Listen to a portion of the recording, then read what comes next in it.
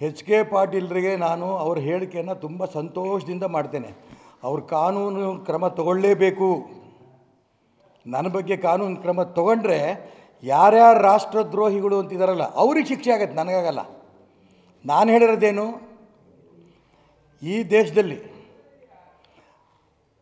ಉತ್ತರ ಭಾರತ ದಕ್ಷಿಣ ಭಾರತವನ್ನು ಬೇರೆ ರಾಷ್ಟ್ರವಾಗಿನ ಮಾಡೋಂಥ ಪರಿಸ್ಥಿತಿ ಬರುತ್ತೆ ಅಂತ ಹೇಳಿದಾರಲ್ಲ, ಅಂಥವರು ದೇಶದ್ರೋಹಿಗಳು.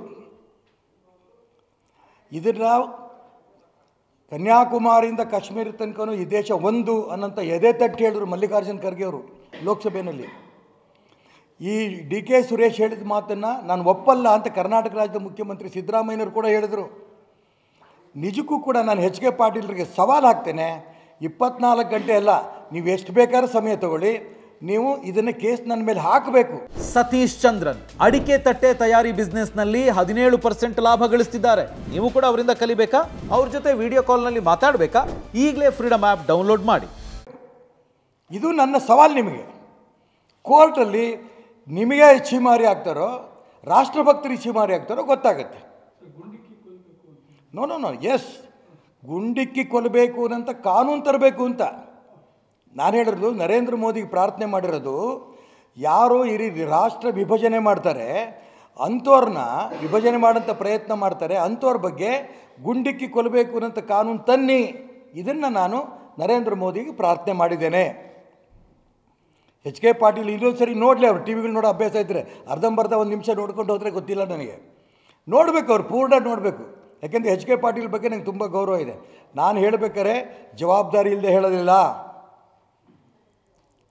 ಕನ್ಯಾಕುಮಾರಿಯಿಂದ ಕಾಶ್ಮೀರ ತನಕನೂ ಈ ದೇಶ ನಂದು, ಇದಕ್ಕೆ ಕಾಂಗ್ರೆಸ್ ಹೋರಾಟ ಮಾಡಿದೆ ಅಂತ ಹೇಳಿದಂಥ ಮಲ್ಲಿಕಾರ್ಜುನ್ ಖರ್ಗೆ ಅವರು ಕೂಡ ಕಟ್ಕಟ್ಟಿಗೆ ಬರಬೇಕಾಗತ್ತೆ. ಅವಾಗ ನಾನು ಅದಕ್ಕೋಸ್ಕರ ಹೇಳೋಕ್ಕೆ ಇಷ್ಟಪಡ್ತೀನಿ, ಇವತ್ತು ಈ ದೇಶದಲ್ಲಿ ಕೇವಲ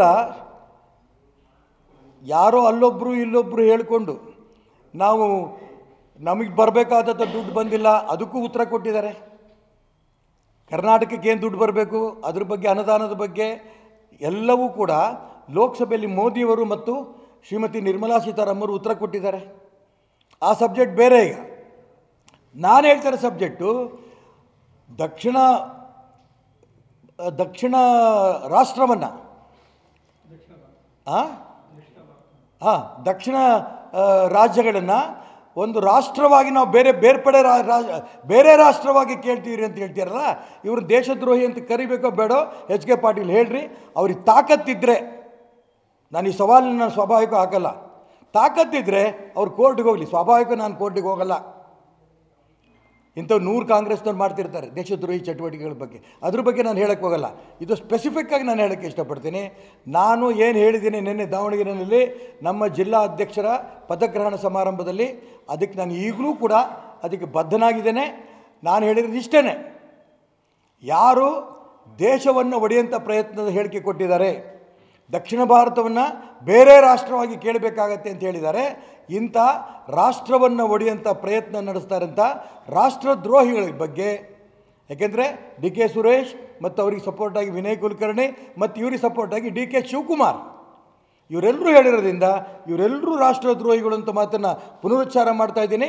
ಇವ್ರ ಬಗ್ಗೆ, ಇಂಥ ದೇಶವನ್ನು ಒಡೆಯುವಂಥ ಕೆಲಸ ಮಾಡ್ತಾರಂಥ ಕಾಂಗ್ರೆಸ್ಸಿಗರ ಬಗ್ಗೆ ನರೇಂದ್ರ ಮೋದಿಯವರು ಕಾನೂನು ತೊಗೊಂಡ್ಬಂದು ಇಂಥ ರಾಷ್ಟ್ರದ್ರೋಹಿಗಳಿಗೆ ಗುಂಡಿಟ್ಕೊಳ್ಳೋಂಥ ಕಾನೂನು ತನ್ನಿ. ಇದನ್ನು ನಾನು ಹೇಳಿರೋದು ಹೌದು, ಇದಕ್ಕೆ ಈಗಲೂ ಕಮಿಟ್ ಆಗಿದ್ದೀನಿ.